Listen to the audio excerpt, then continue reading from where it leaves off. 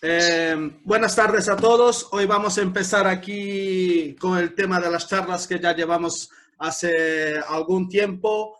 Y bueno, ahora pasaré la palabra a mi colega, a Jaime de Monterrincón, que orientará el tema de la conversa como la última vez. Jaime, tienes la palabra. Hola, buenas tardes a todos y quería daros las gracias sobre todo a José por estar con nosotros, una institución en el mundo del adiestramiento del perro de caza, y de ahí no nos vamos a extender en su currículum porque es que podríamos estar toda la charla hablando de su currículum y sus años de experiencia. También las gracias a Raúl Martín y a Lucho, que no está por ahí. Esperemos que poco a poco se vaya conectando un poquito más gente, pero vamos a empezar desde ya y vamos a empezar con nuestro invitado de lujo, que es José Condado. Y la primera pregunta que le queremos lanzar, que le voy a lanzar a José, es la evolución en los perros. Desde que él empezó hace 30, 40 años, no lo sé fijo, hasta hoy. ¿Qué ha visto él? José, todo tuyo. Muy bien. Buenas tardes a todos. Yo voy a explicar y voy a hacer los comentarios desde mi punto de vista de mi experiencia en unos cuantos años como adiestrador y criador. Doy las gracias a Luis León y a Raúl Martín, que son los que me han propuesto para este pequeño, digamos, evento o charla, y con el soporte técnico magnífico de Maguil y de Jaime. Bien. Vamos con ese inicio, pasamos a los comentarios oportunos, y es la evolución de los perros. La evolución de los perros, yo diría perros en general, perros de caza o perros de competición, son los perros de caza. Bien, un perro de caza, la evolución que ha habido al día de hoy, ha mejorado sensiblemente, no importa el orden que lo comente, pero bueno, sería... ha habido una mejora en el físico importante, una mejora también en la calidad de nariz, una mejora en la estructura, lo que facilita, y eso ya va un poco de cara a la competición, una estructura buena, y ha habido esa mejora en cuanto al movimiento, lo que se dice también como, o se puede apuntar como estilo de los perros, un poco más eso de cara a la competición, ¿eh? Pero siempre una buena construcción ayuda también a que un perro de caza resista más, funcione mejor y sea más fácil para él el moverse y el andar en el campo. Yo quisiera matizar en el tema de los perros, porque claro, todo esto es una evolución positiva. El físico, tenemos un pequeño problema en esos momentos, bueno, actualmente, que muchos cazadores se encuentran con perros que son unos perros físicamente potentes, muy brillantes, a los cuales no llegan a dominar. Pero eso es un problema, que luego andaremos más, no es un problema del perro, es una cualidad que hay que canalizarla, que hay que saberla canalizar.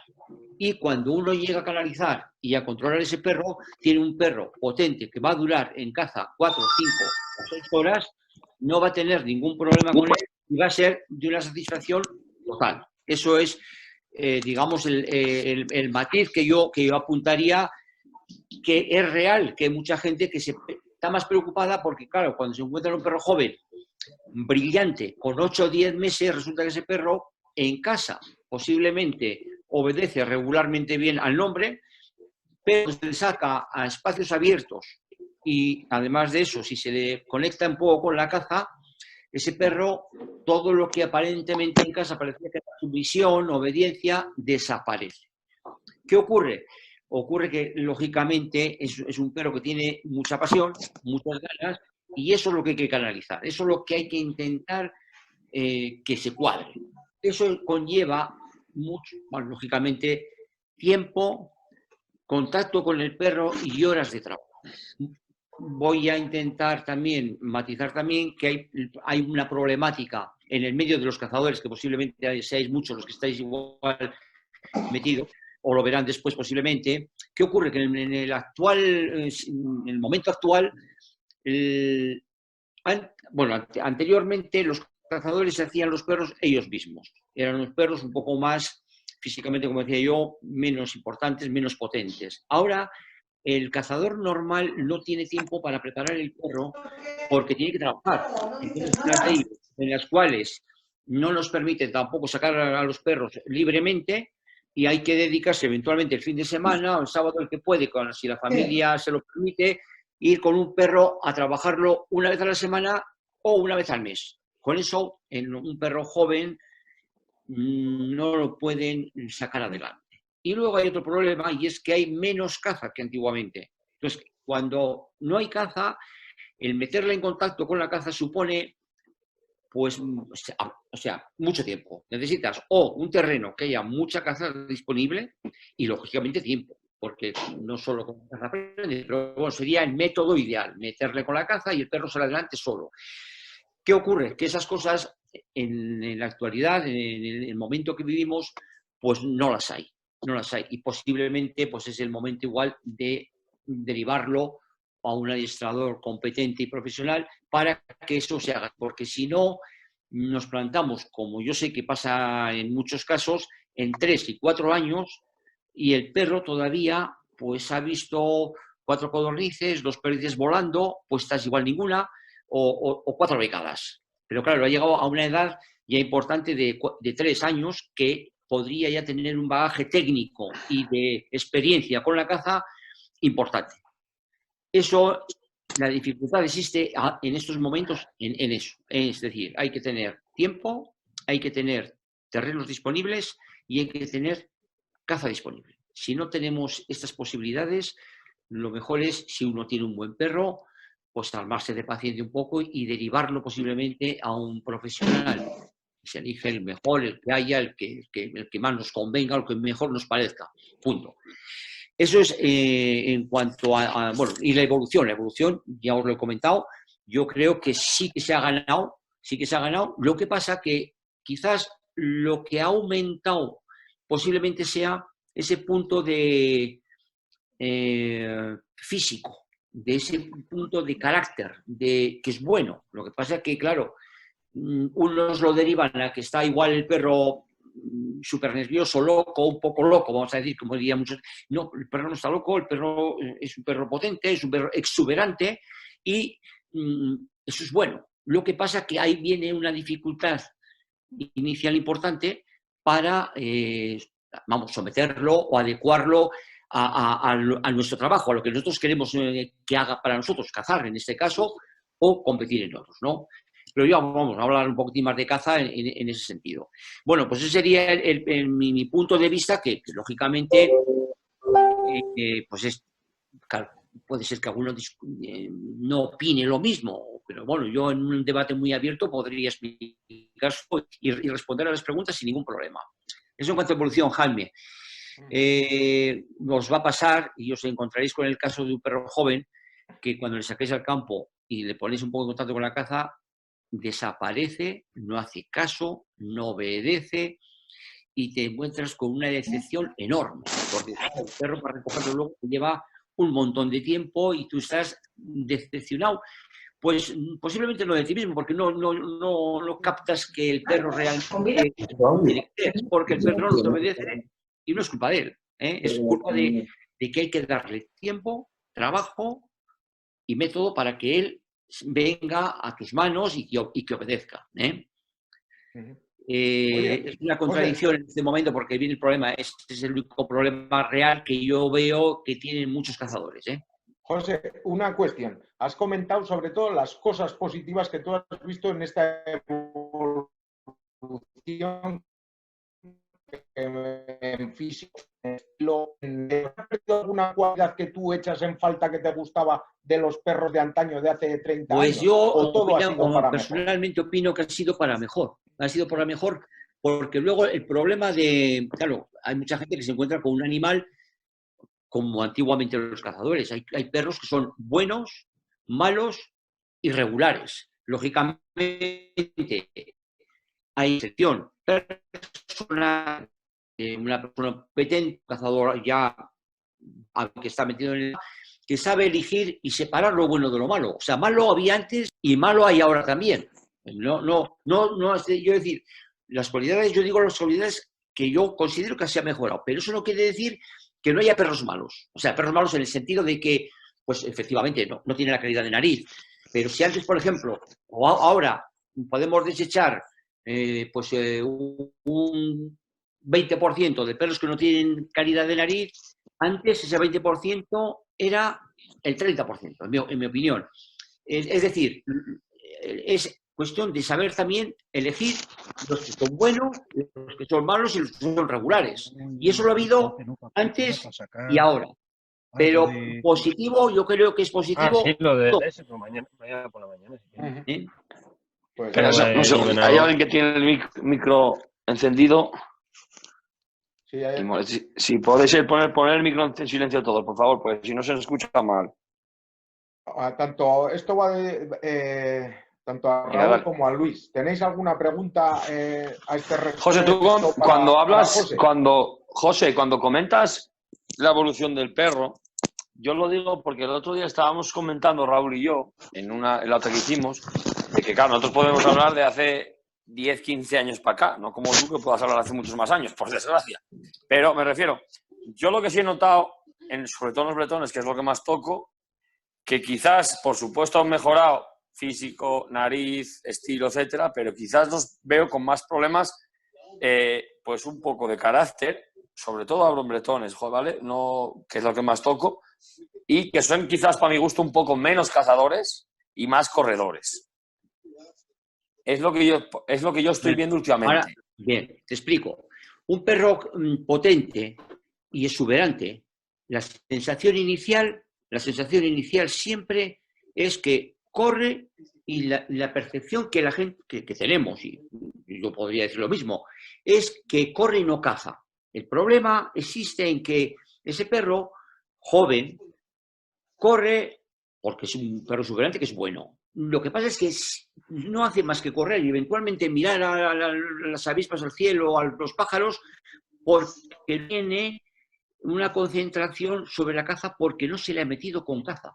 Es cuando uno empieza, a partir de 8, 10 meses, con un perro joven, a iniciarle con la caza, cuando uno se da enseguida cuenta de si es un perro que va a buscar la caza o que no va a buscarla. Lógicamente, como he dicho antes, hay buenos, malos o regulares, pero corren porque inicialmente lo que se hace, como se hace mucho en competición, es decir, vamos a ver qué cualidades, no qué cualidades, qué desplazamiento tiene este perro y qué físico tiene este perro y qué galope tiene este perro. Bueno, yo no voy a entrar no voy a ponerme en contra de eso, muy bien, pero se sueltan perros de un año que lo que hacen es correr y tú les ves correr con buen ritmo, con buen estilo, con un buen porte de cabeza, y lo que hace la gente es les va sacando un día sí, un día no, un día sí, un día no, a correr. El contacto con la caza se les da a muchos perros tarde. Es decir, si tú a un perro lo inicias yo digo que es un punto bueno, de 8 a 10 meses, se le inicia con caza, y si es y si se utiliza la caza de granja, yo no estoy en contra, a condición de que la caza de granja sea buena, quiere decir que vuele, que no la pueda coger el perro nunca, porque si no entramos en errores graves de adiestramiento y de preparación de preparación del perro. Pero si uno se le mete enseguida con la caza, el perro se dedica a buscar y a cazar. Os daréis cuenta, y si no, probar con algún perro joven. El problema es ese, que se le suelta solo a ver qué pasa con ese perro. Te digo a los bretones, yo comento a ti, o te comento a cualquiera. Ese es el problema, que no se les mete con caza y con caza suficiente regularmente a partir de una edad buena que yo te digo, considero 8 o 10 meses. Me he repetido. Vale, perfecto. Raúl, ¿cómo opinas? Raúl, ¿tienes alguna pregunta que hacerle a José? Raúl, tienes el micro en silencio, lo primero.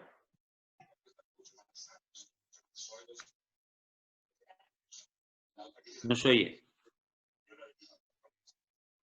Ahora, Raúl. ¿Ya? ¿Ahora? ¿Se me escucha ahora? Sí. Ahora, bien. Ok. Que bueno, he estado escuchando a José atentamente y bueno, una pregunta que quería hacerle. Bueno, ha hablado un poco de la evolución de las líneas de la raza. En cuanto ha dicho que ha mejorado en cuanto a estilo, en cuanto a movimiento, en cuanto a físico. Y yo quería que me remarcase un poco, José, si actualmente el hecho de que haya menos caza, que no se cacen tanto las perras de caza, que el ámbito de los cazadores haya bajado un poco el acelerador, que si él lo ve un poco reflejado a nivel de instinto de caza puro en líneas, ¿no? En las líneas que él cría, con las líneas que él ha competido. No sé si me he explicado mi pregunta. Perfecto, yo te he entendido perfectamente. Vamos, te explico. Mira, pues en la guerra de, no recuerdo los años, de Serbia, bueno, de la antigua Yugoslavia, yo había ido antes ya a Serbia antes de romperse en estados, ¿no? Serbia, Croacia, Eslovenia, Montenegro, etcétera. Bueno, yo entonces existía solo el Estado serbio y la República Serbia. Bien, se iba allí porque había muchas perdices y yo fui uno de los pioneros de ir allí, ¿de acuerdo? Cuando vino la guerra, hago un poco historia, ¿eh? Cuando vino la guerra, la mayoría de la gente que iba allí eran italianos, como actualmente. Es una potencia en cuanto, lo debemos conocer todos, en cuanto a perros de muestra, seguido de los franceses y después de nosotros, que hemos evolucionado, yo creo que bastante. ¿Qué pasó? Cuando vino la guerra, los italianos no podían ir a Serbia, se lo podían ir a Yugoslavia, en ninguna parte, ni a Serbia, ni a Croacia, ni a ninguna parte. ¿Qué ocurrió? Que durante unos cuantos años, eso va por el tema de cría, pero en unos cuantos años los criaderos separaron, en el sentido de separaron en cuanto a que las perras de caza, las madres, que ya habían nacido jovencitas y pequeñitos, no habían tenido nunca contacto con la caza. Entonces, cuando una perra, y digo perros y digo machos también, pero fundamentalmente basado un poco en las hembras, cuando las hembras no se meten con la caza y no se hace una selección de perras cazadoras, no podemos basar, porque perros podemos coger siempre el mejor que haya en todo nuestro entorno. Los machos no nos van a faltar de calidad y buenos. Luego, otro tema es que la combinación sea buena o mala, que eso entraremos luego eventualmente en cría. Pero esas perras eran un soporte importante porque cazaban todas. Es decir, se las sometía a caza. Iban a cazar a Asia o a Croacia. En ese parón que hubo, en unos 10 o 12 años, se resintió enormemente, y yo lo he vivido porque he cogido y he visto perros italianos en esa temporada, donde la calidad de nariz bajó y la calidad de caza bajó, porque los progenitores, en este caso las madres, no habían tenido un instinto de caza. Y lo voy a trasladar a una raza concretamente que hay pocos perros, por ejemplo, los irlandeses. Los irlandeses hay pocos perros de caza. Cuando hay pocos perros de caza, y solo en Irlanda, pues no se puede trabajar en una línea de perros en España o en Francia porque no tenemos suficientes cepos para poderlos unir y criar. Pero sobre todo ese detalle de que hembras que no cazan, hembras que no se seleccionan cazando, pero cazando puro y duro. No hace falta que se hable de competición aquí, se puede hablar de caza simplemente. Hubo un bajonazo importante. No sé si te he contestado un poco a lo que decías. Sí, sí, sí. Luego, la cría se resiente. ¿Y qué pasa? Que los zorros que se producen también se resienten. Es decir, hay un bajonazo en cuanto a estilo de caza.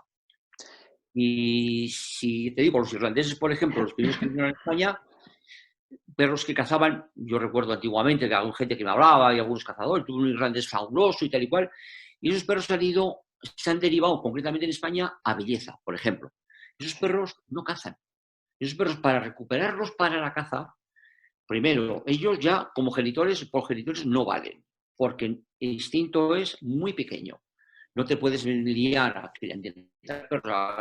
a base de un perro estéticamente muy bonito, en el estándar perfecto de su raza, pero de instinto cero. Yo recuerdo, José, voy a contar una anécdota brevemente de una perra de Pitti, de la Isle d'Alzey, no sé cómo se pronuncia, porque no sé francés. De Pitti, ¿te acuerdas, José? Sí. Que venía Pointer, ¿no? Sí, una Pointer, es de la línea de Perso, creo que era hermana de Perso, ¿no? Sí. Hermana. Y yo me acuerdo en invierno y la gran búsqueda que la perra venía de cazar becadas con el propietario. Sí. Y en 10 días la ponía en situación de gran búsqueda y estaba haciendo CAC. Y tú comentabas mucho eso, decías, esto es una hembra para reproducir. Sí, sí, sí, no, Bueno, no. Yo escucha, Pero José, pero discúlpame que me te he cortado. Eso es a lo que yo te voy, que yo ahora veo que eso lo veo más difícil ahora mismo. ¿Tú ves que ahora mismo cogerías, hay muchos perros que serían capaces de hacer eso que te hacía esa perra? bueno, escucha, una perra de Porque tú becada. sabes como yo que Person, por ejemplo, fue, y no es por hacer publicidad ni a ti ni a tus perros, pero Person, que era un hermano, era un gran reproductor pero para todo, porque era un perro muy completo. Sin embargo, en aquella época había otros pointers que no eran tan cazadores como él, y sin embargo otra gente utilizaba más a otros porque tenían más estilo. Eso es lo que yo te voy, José. Ahí es donde yo te quiero llegar. Bien, vamos a ver. Dentro de la... Vale, perfecto. Yo por lo que te estoy Lógicamente, viendo, tú dices, eres como yo, eres de pensar que fundamentalmente lo más importante son las madres para la cría y sobre todo que sean muy cazadoras, por lo que te estoy contando, te estoy escuchando decir. Porque yo creo que tú eres cazador ante todo, lo primero. Por supuesto.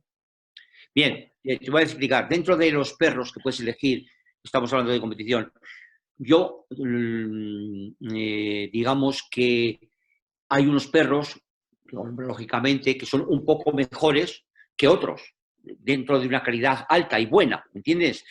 Dentro de esa calidad alta, yo siempre primo la calidad de nariz. Y la base de un buen criadero es esa calidad de nariz. Pero claro, lógicamente, para cazar no hace falta que el perro se desplace ni tenga una velocidad extrema, que eso siempre se regula, se puede regular desde pequeño, quiero decir, utilizando ese perro tú puedes tener cachorros de una calidad buena que no los dedicas, y ha pasado con mucha gente que yo he vendido unos pointers que no lo han dedicado más que a cazar y ya han sido unos perros fantásticos. Porque la base es la calidad de nariz, pero la base es todo, que quede claro, porque claro, es que la base es la calidad de nariz y lo demás nos olvidamos. No, no nos podemos olvidar de nada. Es decir, la calidad de nariz, importantísimo. El carácter de los perros, como tú dices, los bretones un poco, que pasa, pero es una raza, ahora hablaremos de bretones, que también lo he vivido yo. Tienes que primar la calidad de nariz y las otras características también. Y luego que sea un perro, digamos, de un buen carácter, que eso es importante también. Un perro que no sea miedoso, que no sea arisco, que no huya de la gente, porque el que se marche y que corra detrás de la caza no es que sea arisco, ni tiene miedo a la gente. No, no, eso no tiene nada que ver, en absoluto. Tú ves en un sitio, en un pequeño espacio donde el perro se rehuye, se marcha, carácter malo, problema. Si tiene calidad de nariz, tiene buen carácter, y luego, obviamente, viene de líneas buenas, pues tenemos unas posibilidades importantes de sacar un buen perro de caza, ¿por qué no? Un perro de competición, el que lo quiera dedicar, sí cumple, porque puede ser un buen perro de caza y no un buen perro de competición. ¿Por qué? Porque la velocidad no es la ideal y porque el desplazamiento tampoco, por ejemplo. Sí, pero ¿y al revés? ¿Y al revés, José?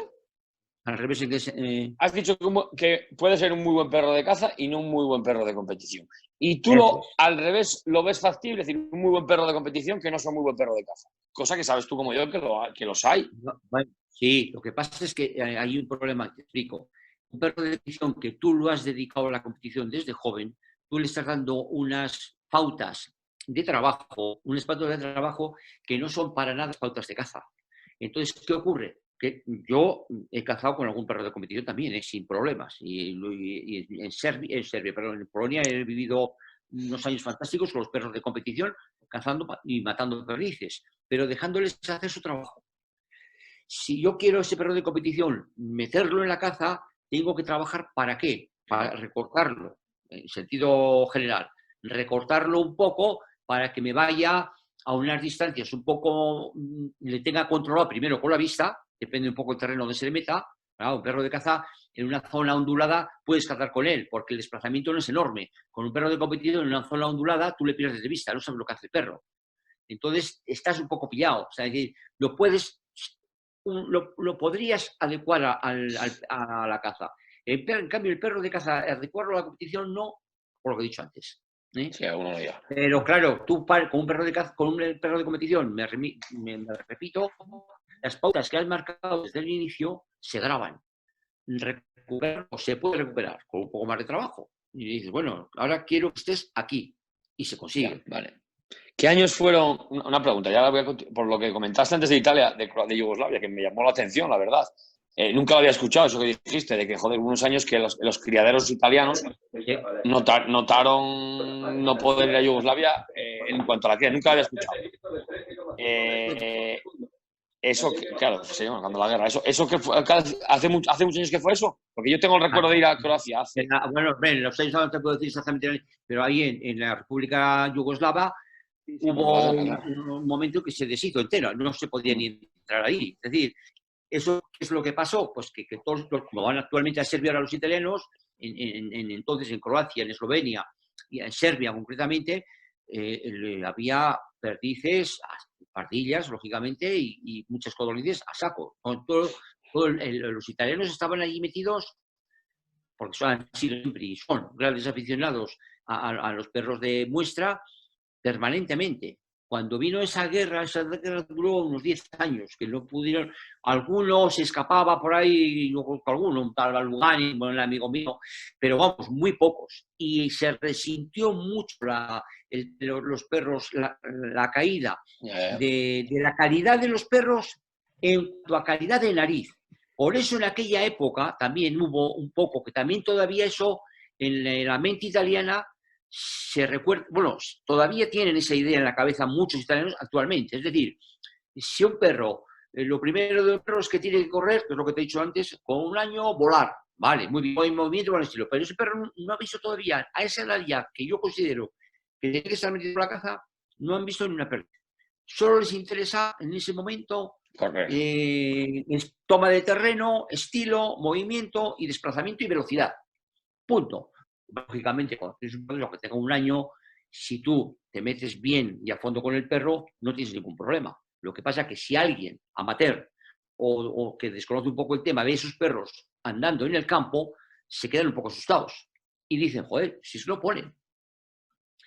¿Qué ocurre en ese momento? Pues en esa época yo, que efectivamente también había perros que tenían esas cualidades y no ponían por la calidad de nariz. Es decir, no tenían la suficiente calidad de nariz debido, y es mi juicio personal, debido a la falta de genitores, sobre todo madres, que habían estado paradas en y desde muy jóvenes, porque seguían, pero claro, las crías no habían pisado un terreno con caza nunca, y así durante unos cuantos años, 10. Ahí vino el problema. Lógicamente, yo creo que poco a poco se van recuperando porque ahora hay una evolución importante y la gente profesional va y mete los perros con caza. Es lo que decías tú de un perro de que le ves, que notas que, joder, sí, anda y ande, pero no pone. Pero yo te hago la pregunta, anda y no pone, pero yo te digo, ¿cuántas perdices? Digo perdices por decir que es un pájaro más volátil y que se ve en el campo. Una pregunta más, ningún problema. Raúl,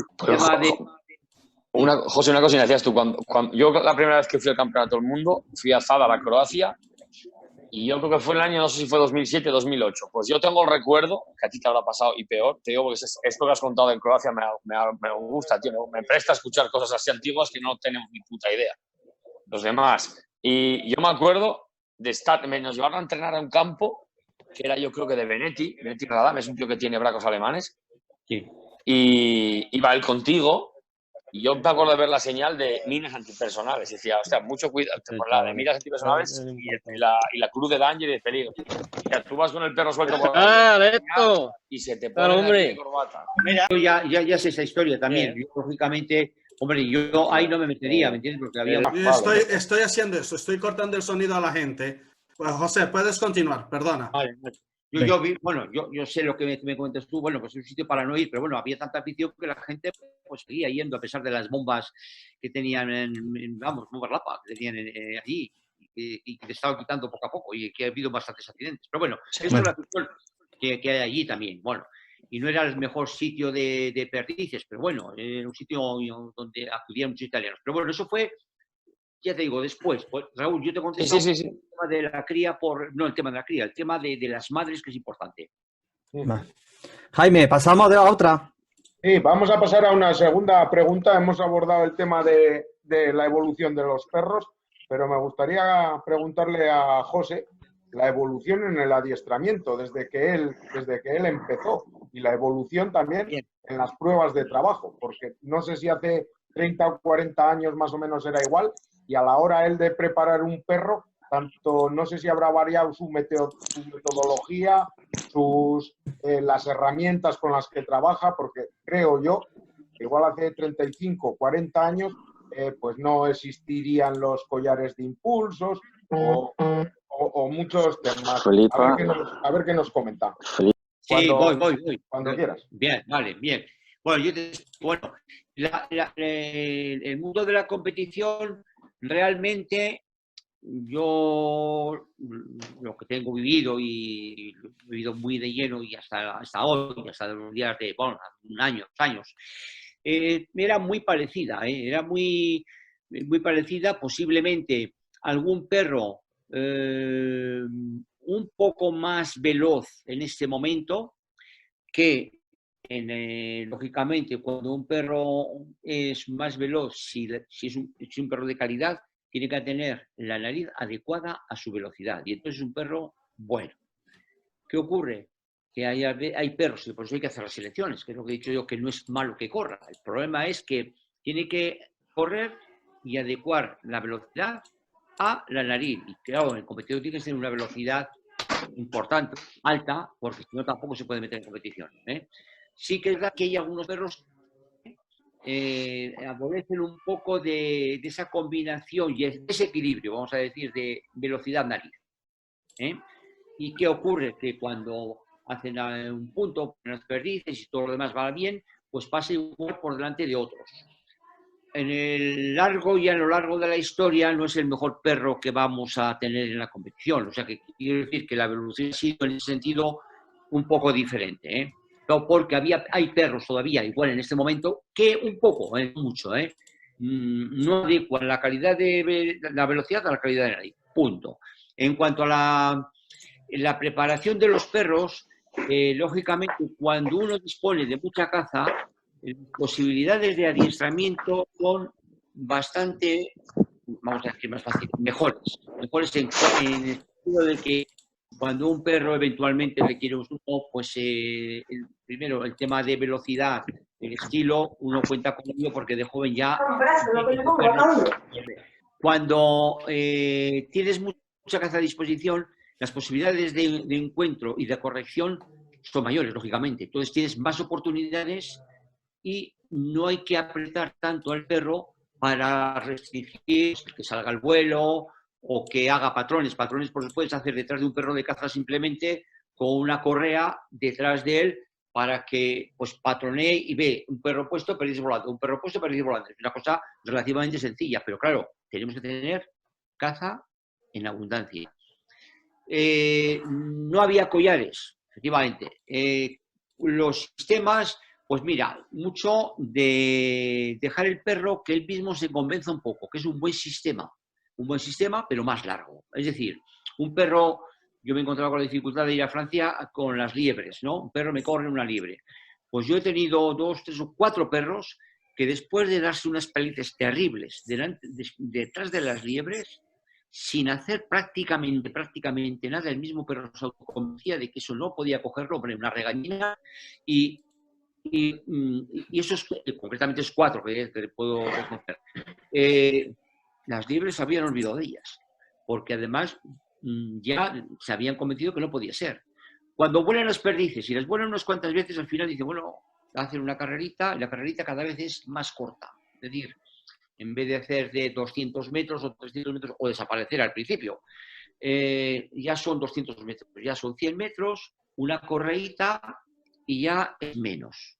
Pero claro, todo eso, insisto, con muchas ocasiones, porque los perros aprenden por repetición. Es decir, es cuestión de repetir y mucha calma. Y no había otras posibilidades. Otros métodos, que igual aquí no es correcto comentarlo, pues se utilizaron unos métodos un poco más drásticos que yo no compartía. Pero la correíta, el enlazo y repetición permanente. Claro, eso costaba más tiempo, pero al final, después de estar con un perro mucho tiempo, ya el perro todo lo entendía. Y lógicamente luego, hombre, con caza puesta ya puedes reforzar mucho más porque ya lo tienes más a mano, lo tienes al lado tuyo, le puedes hacer bola a la caza y ya se quedaba más. Una vez que se conseguía eso, prácticamente el perro, en cuanto a recorrido, se le podía hacer perfectamente como se hace hoy y habiendo hecho la selección que corresponde, lógicamente. Ahora se ayuda de los collares, que yo, a pesar de que hay muchos sitios que está prohibido, que yo digo, bueno, pues que deontológicamente no me gusta hablar de cara a los animalistas, que la verdad es que muchas veces no entienden las cosas, no las entienden. Y si entran en este foro, pues yo lo explico, como se puede explicar también Raúl, que lo hemos comentado muchas veces. La utilización del collar es buena en los momentos como tenemos ahora los collares, que hay sobre todo una parte de vibración importante, se adelanta bastante y no se daña al perro si el que utiliza el collar es un profesional y es consciente y tiene la capacidad y la tranquilidad para no ir lejos en las impulsiones. Una cosa que es válida, yo considero que es válida, a pesar de que en algunos países está prohibido y que no está muy bien visto, y sobre todo, digo, de cara un poco a todo el tema mediático que tenemos, lo que se podría explicar muy bien y que no hace daño, porque una vibración a un perro no le hace nada, en absoluto nada. Y el problema que tenemos, que es como decía antes, que la gente cuando tiene un perro de un poder físico importante y exuberante, pues no tiene medios para hacerlo. Si utiliza los collares, lo que sí me gustaría, o lo que sí que habría que hacer, posiblemente, y le lanzo la idea, es que había que hacer unos cursillos de utilización, de buen saber utilizar un collar de lo que llaman de castigo, de vibración o de impulsiones o de silbo. Esa es la... generalizando un poco todo. Sí, la verdad que sí. Sí, bueno, ¿puedo hablar un segundillo, Jaime? Sí, perfecto. Dale, Raúl. Bueno, el tema que veo de José es que bueno, ha dado una respuesta de la evolución del adiestramiento y yo creo que a José le ha faltado objetividad. ¿Por qué? Porque yo a José hace 20 años, cuando yo lo veía trabajar, pues ya tenía conceptos muy evolucionados del adiestramiento, como cuáles, como lo que acaba de decir ahora, trabajo de trailla con los perros para hacer los respetos, simplificar los ejercicios, para luego ir montando los ejercicios. A lo mejor un perro que había ganado una Copa de Europa o cogía y ese día le hacía trabajo de trailla para refrescar un poco el respeto, siempre trabajando a favor de los instintos del perro. Yo es algo de lo que he aprendido de José porque siempre lo ha tenido muy claro. Y si un perro que el día de antes había hecho el CAC, en el entrenamiento del día siguiente se le había ido al vuelo, a lo mejor le pasaba la manga y le dejaba esa situación porque ha sido muy psicólogo y ha visto mucho los instintos del perro. Y otra virtud que he visto en José, que es algo que me llama mucho la atención, es que siempre entrena para construir los perros, no para competir. El día de la competición él tenía la capacidad de meter energía en la situación y de poner al perro en disposición de competir y de dar espectáculo. Esa es una gran virtud, porque a lo mejor veía que los perros 3 días antes de la competición hacían un entrenamiento y él tenía la capacidad de llevarlos en tercera, de que entrenasen, de que trabajasen la concentración y luego a los 3 días, el día de la competición, veías cómo subía de revoluciones, cómo metía la energía en el adiestramiento, que pienso que es otra capacidad muy grande que ha tenido y que tiene Condado, el saber hacer un trabajo energético sobre el trabajo de sus perros. Simplemente eso. Pues mira, Raúl, al hilo de esa pregunta, a no ser de que Luis quiera añadir algo. No, yo quería hacerle una pregunta. Igual que para nosotros, mira, otra, por ejemplo, me preguntaba uno a mí que cómo vemos ahora en cuanto a cursos y a seminarios y a cosas, las facilidades para llegar a tener perros de competición y a saber adiestrar. Y yo le decía que yo creo que ahora mismo es un lujo porque hay muchísima gente, hay esto, hay mil cosas por internet, hay libros, hay cosas. Cuando yo empecé, o Raúl, que yo creo que Raúl es un poco mayor que yo, empezó un poco antes que yo, pues teníamos las referencias de José, de Manolo Blanco, etcétera. José, cuando tú empezaste, ¿quién eran las referencias? Porque yo creo que casi empezasteis, si no me equivoco yo, los primeros concursos que hubo en España, si no me equivoco, me corriges, por favor, se hicieron en León, con Abelino, y se hicieron en Pájaros Oteros, yo sé, con caza salvaje hablo, concursos con caza salvaje. Y yo sé que tú eras de los pioneros de esas pruebas. Anteriormente me imagino que empezaríais en el País Vasco, porque sois los más aficionados a esto, con vuestras pruebas con granja. Pero ¿quién, anterior a ti, o quién pudo, tú de quién aprendiste, quién te ayudó, quién estaba pionero a ti? Vale, te voy a explicar. Yo un poco he sido siempre un poco, bueno, cazador desde los 15 años, sin antecedentes parentales, porque en mi casa no ha habido nadie, ni un cazador, ni que ya haya conocido, ni en la tercera generación detrás de mí. Pero bueno, una cosa pues inédita, un poco extraña, un poco rara. Pero bueno, yo tengo una afición ya a los animales y un poco a la caza desde los 16 años. Entonces, me hice a mí mismo un poco autodidacta y luego lo que sí que hice es, cuando ya había empezado ya a manejar los perros, tener una idea clara de cómo, bueno, una base, vamos a decir una base, no la mejor, pero una base.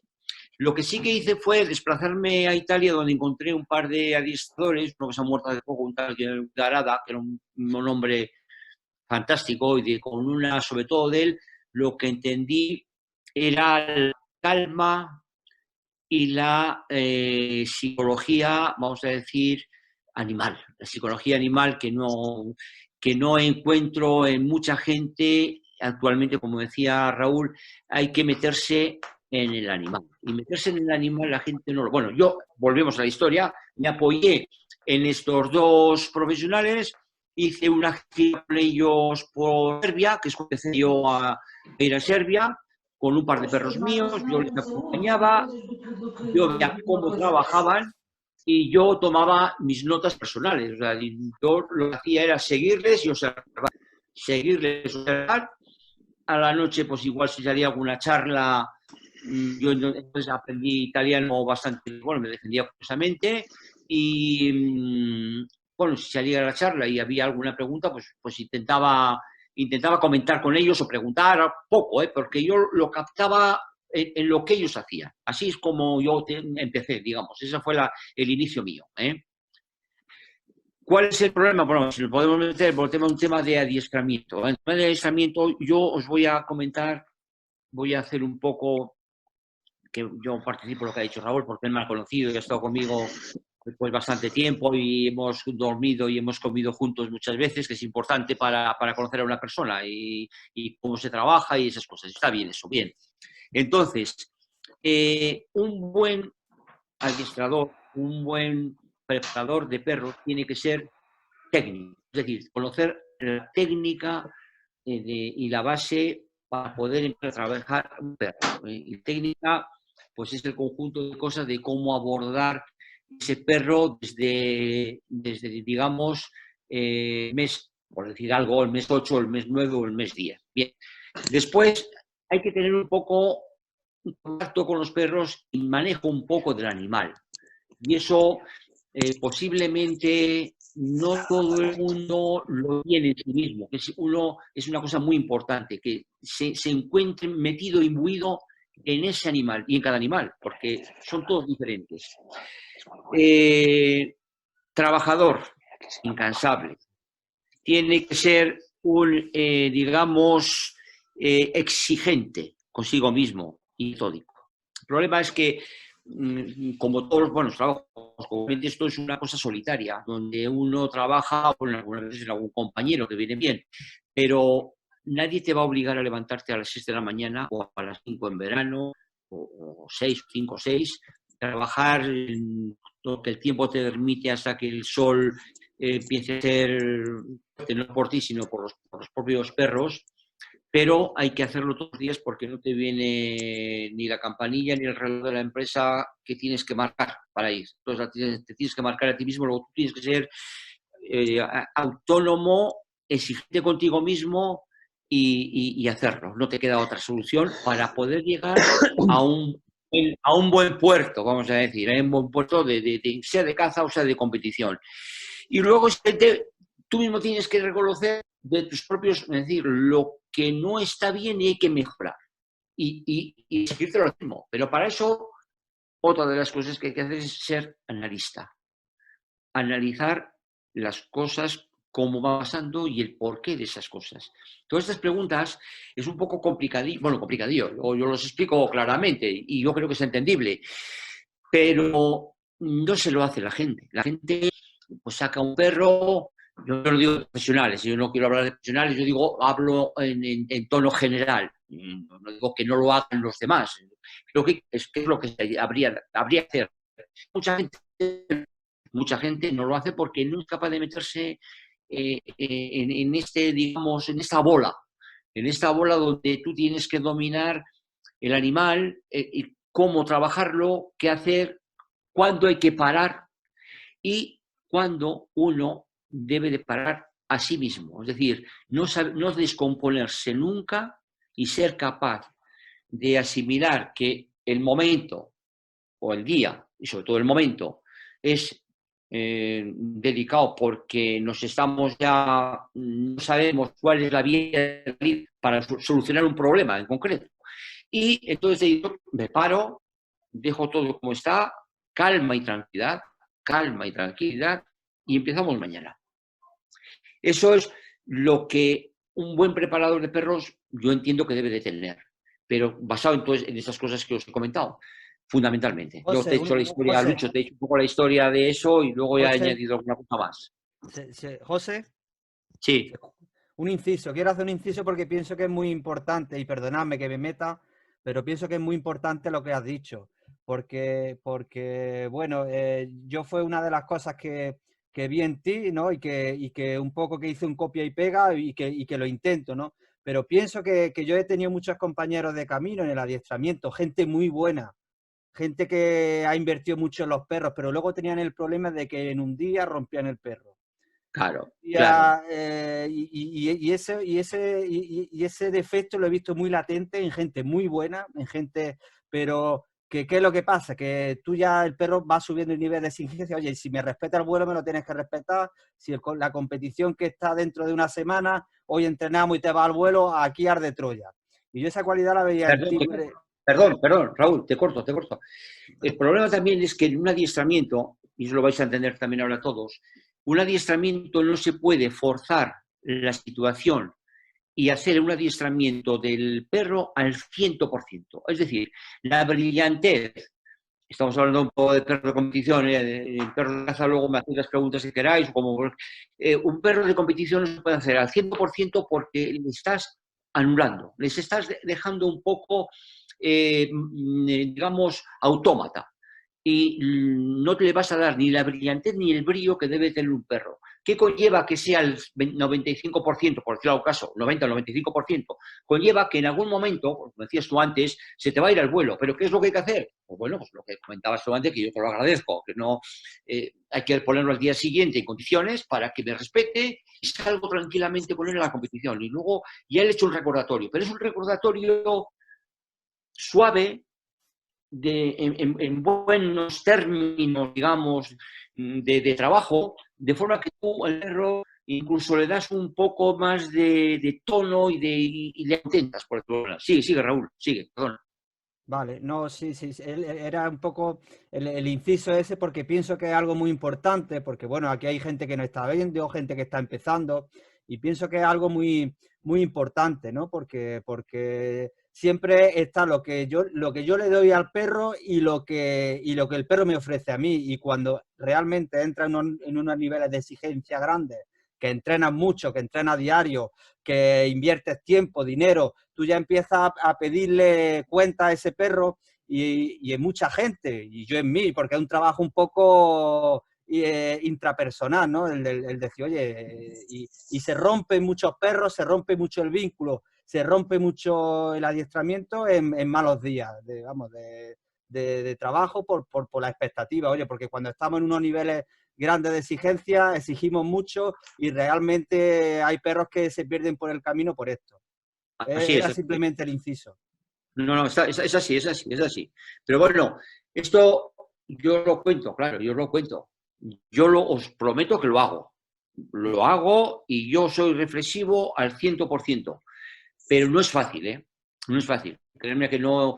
El dominar todas estas cosas y dominarse a sí mismo también de cara a los perros es complicado. Es más fácil cuando, bueno, más fácil, yo lo veo muy a menudo, es más fácil, por decir algo, reñir a un perro, castigarle a un perro eventualmente porque no ha hecho lo que tú querías, es más fácil eso que intentar rehacer la acción y cuando te vuelve a fallar en el tema, decir, hoy basta, mañana seguimos. No, hay que hacerlo hoy. Pero eso posiblemente muchas veces en ocasiones, si son profesionales, no es admisible, pero claro, los cazadores, "Oh, es que mañana trabajo, mañana tengo problemas, mañana no puedo, tengo que hacerlo hoy". No, porque el perro no va a evolucionar, va a ir para atrás. Ok. Perfecto. Oye, chicos, si queréis damos un pasito y hablamos con José como titular del afijo de la Mazorra. Le quería formular una pregunta. ¿Qué cualidades y características busca él en un perro que va a dedicar a la competición? Bueno, Supongo que será morfología, no sé qué, que ya desde pequeñito probablemente te dé al ojo. bueno, yo te explico. Mira, fundamentalmente yo hago una selección de hembras. Es lo que yo aprendí y lógicamente los aprendizajes hay que guardarlos, ¿eh? Y hay que tomar nota de ellos. Cuando os comentó eso que he comentado de los italianos en la época yugoslava. Bien, selecciono las hembras en cuanto a características morfológicas y sobre todo luego yo las testo todas las hembras con viene en Andalucía durante 2 meses y en 2 meses yo me hago, bueno, con mucha caza. Normalmente dispongo al momento actual y hasta ahora he dispuesto de ellas. En 2 meses uno es capaz, después de tener una hembra que ya le he rodado un poco en las codornices aquí en la zona de Burgos. Y cuando yo ya las llevo ahí, yo las testo ya definitivamente con las perdices y tomo la determinación de guardarla o de no guardarla. Cuando va allí ya yo he testado el carácter de la perra. Y bueno, morfológicamente tiene que estar bien construida también, pero bueno, y el carácter. Y la calidad de nariz y el instinto de caza. Eso lo voy a hacer concretamente en las codornices en Burgos y sigo en Andalucía durante 2 meses. Cuando he terminado ese periplo, muchas veces hasta las sigo sacando todos los años, una vez a los campos a cazar, codornices o Andalucía, y las mantengo ahí en esa línea de caza. La que no me cumple los requisitos de buena calidad de nariz y carácter, no la utilizo para la cría. Esa es una regla que creo importantísima. Luego, ¿qué ocurre? Que cuando yo hago una monta o hago un cruce con un perro que yo estudio desde muchos años de criador, lo que un criador tiene que tener en cuenta, sobre todo, bueno, tiene que tener mucha experiencia y luego guardar unas líneas particulares que él, a lo largo de su trayectoria, porque hay que hacer un criador que nace de la noche a la mañana, vamos, no funciona. Es decir, no me ofrece una confianza total porque creo que hace falta mucha experiencia. Eso no es 2x2, 4 y salen naranjas o salen negros o salen amarillos y nada más. No. Necesitas líneas ya bien fijadas a lo largo de muchos años. Y yo concretamente eso lo he hecho bien con los pointer. Y luego lo que sí que hago es competición o caza. Para cazar van a valer todos, porque el inicio del perro tú lo vas modelando desde jovencito. Y luego en competición, si yo me he guardado unos que me dan una impresión, pues hombre, de bien construidos, buenos aplomos, digamos, exuberantes, sin miedo, con buen carácter, y si guardo alguno veo si lógicamente ese perro hay un buen desplazamiento, el primer contacto con la caza, que yo se lo hago pronto, entre 10 y 12 meses ya están con las codornices, y veo que la calidad de la nariz es buena, sigo. Si el estilo, el movimiento, el desplazamiento y la calidad de nariz no acompaña todas esas cualidades unidas, lo paro. Pero nacimiento desde el inicio, desde las camadas que van a ir a un cazador o a cualquiera, ¿eh? Y luego ese perro joven es el que hay que seguir con él adelante, con la progresión que he comentado antes y con de darle la caza, pues más oportunidades con la caza y calma y tranquilidad. Método, técnica, exigencia y análisis de animales. Una cocina, para que nos dé tiempo a todos. A ver, ¿que alguien quiere hacer alguna preguntilla por ahí? Claro.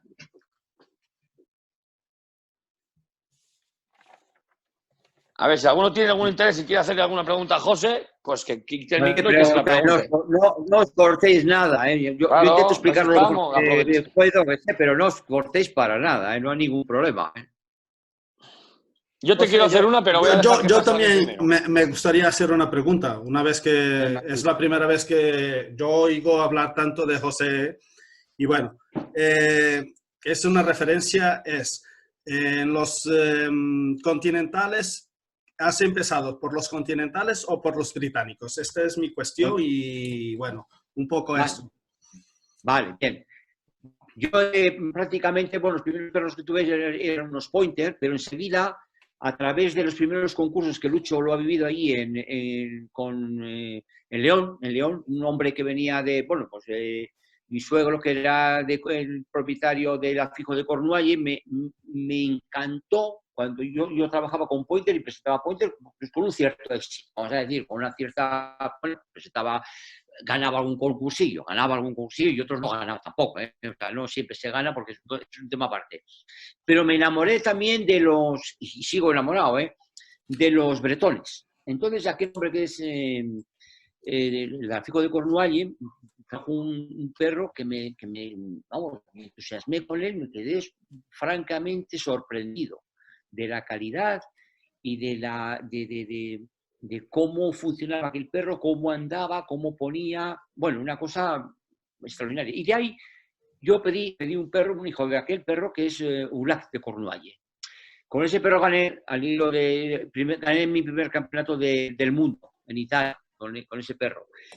Y luego he ido con los ingleses, pero yo siempre he tenido y sigo teniendo en mi casa bretones. Y hago pues una camada cada 2 años o cada año y medio, depende un poco cómo tengo una perra hija de Casco, perro que es fantástico, de lo que yo he visto últimamente, verdaderamente bueno, y creo que haya quedado algunos perros por ahí interesantes. Y siempre tengo un bretón, es un perro, digamos, que de los continentales es del cual estoy enamorado. Pero luego seguí con los ingleses. ¿Por qué? Porque digamos, tenía un ánimo de superación que es importante en competición. El ánimo de superación es que tú trabajas con los continentales, haces un trabajo con los continentales, pero sin desmerecer para nada, Lucho, no, tú tómatelo eso bien, ¿eh? Sin Lucho está en segunda división. Los continentales, concretamente los bretones, yo buscaba algo más, o sea, soy un poco siempre conmigo mismo, me quiero superar. Y entonces empecé ya un poco con los ingleses, Primavera y luego Gran Busca, ¿eh? Y ahí es donde me he rodado y donde he batallado. Y quitando, José, ya que te asalto yo, no te dejo pasar. Olvidando a Ulac, que yo ya me habías hablado de él y por eso me gusta. Dinos un perro en tu carrera y por qué.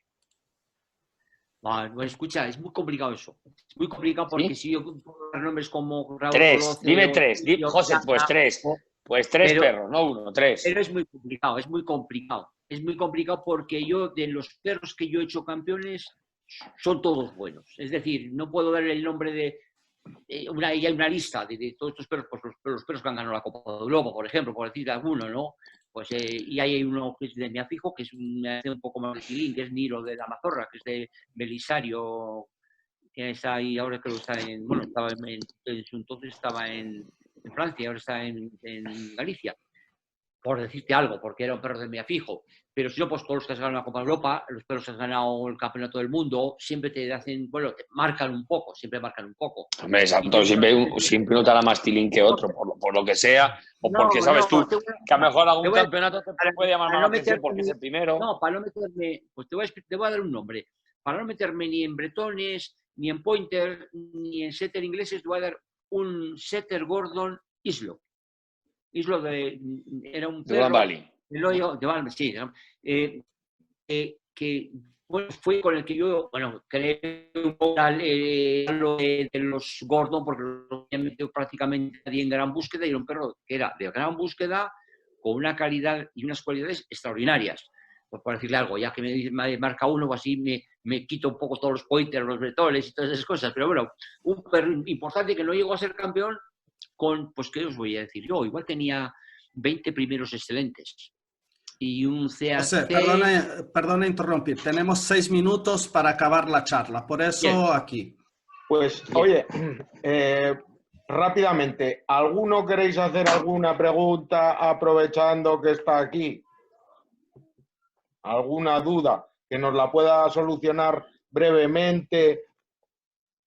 Pues nada, no hay Nada. nadie. José, Bien, ¿sí? a vosotros tres, tanto a Luis como a José como a Raúl, he oído, la verdad que no me he informado, que se ha creado o está en proceso de crearse una asociación profesional de adiestradores de perros de muestra.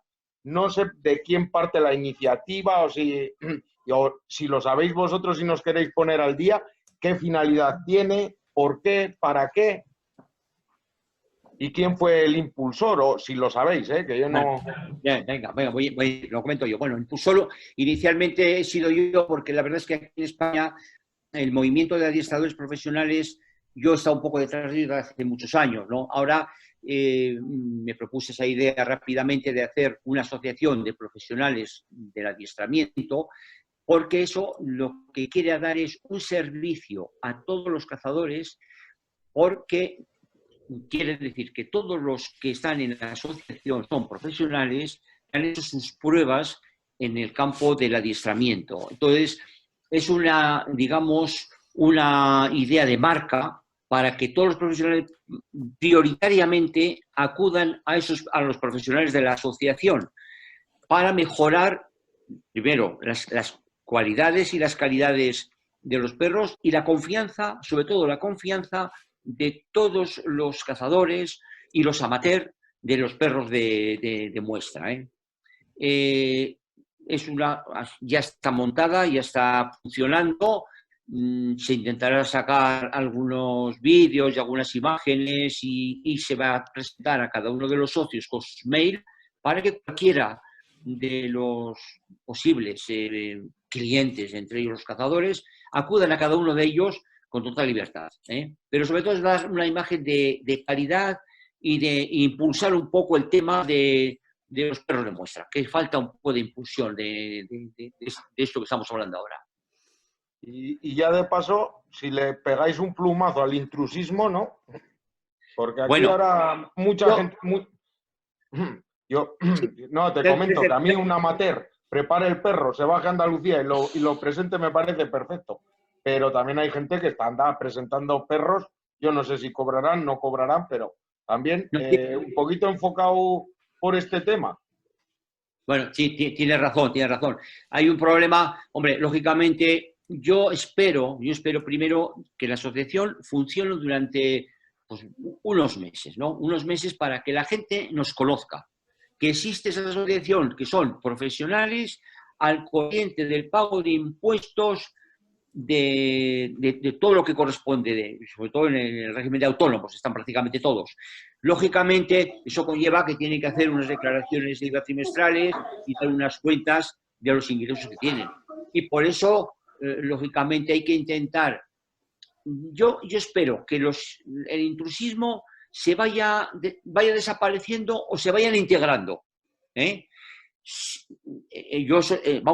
Tengo mi confianza en ello. Luego, pues vamos viendo cómo evoluciona el tema, pues para decir qué es lo que vamos a hacer y la asociación va a decidir, tenemos que tomar este camino u otro camino. Pero yo pienso que inicialmente van a intentar, digamos, o desaparecer o integrarse, que es lo suyo. Porque lógicamente, pues como dices tú, hombre, no tiene razón de ser que vaya un señor con 20 perros a trabajar a Andalucía o a León o donde sea, y que los demás pues estén pagando unas cuotas mensuales, unas declaraciones de IVA trimestrales, que son impuestos, impuestos de beneficios si hay lugar, que la verdad es que son pocos porque hay mucho trabajo y muchos gastos, y los demás pues que se vayan de rositas. Pero vamos, yo espero que eso vaya poco a poco desapareciendo y si no, pues habrá que tomar un poco cartas. Exacto. Pues, Para José, jugar. Una perdón, cosa, perdón. una cosa a mí. Magui. Minuto y medio. Aquí, porque no vamos a tener mucho más tiempo para nada, queda agradecer a José la presencia y poco más decir entre nosotros aquí, porque minuto y medio no tenemos más para decir. Magui, un momento, que déjame un minutín, por favor, y lo pongo en el audio. Teníamos previsto regalar un saco de pienso. Habíamos hablado antes que lo iba a hacer el que primero hiciera la pregunta. Como no la habéis hecho nadie y el único que la ha hecho ha sido Maguil, el saco de pienso se lo mandamos a Portugal a Maguil. Bueno. Ha sido el único que ha preguntado, por lo cual el saco de pienso es para Maguil. Yo también he preguntado. Yo también he preguntado. Un poco cortada o un poco. En otra ocasión entrar con un poco más de Exacto. tranquilidad. José, un placer. Tenemos que traerte más veces, que da gusto escucharte, tío. Raúl, un abrazo muy grande. Un abrazo. Y un abrazo para todos, hay que volver. Un placer. Y disfrutar de los perros. Muchas gracias a todos y un placer, Gracias, José. chavales. Un gran Un abrazo. placer, saludos y buenas noches a todos. Gracias por haber asistido y haber